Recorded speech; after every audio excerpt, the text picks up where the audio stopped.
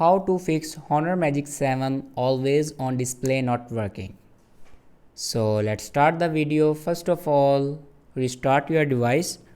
For restart your device, press and hold power button and then click on restart. After restart your device, then turn off your do not disturb mode. For turning off your do not disturb mode, then swipe down to your control center. And here you can see the option do not disturb. If you turn this button do not disturb on, then turn it off.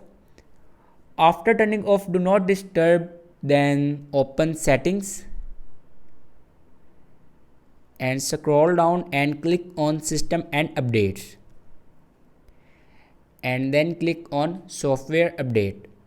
Now here you can check your latest version will be updated or not. If it doesn't update the latest version, then update it to latest version.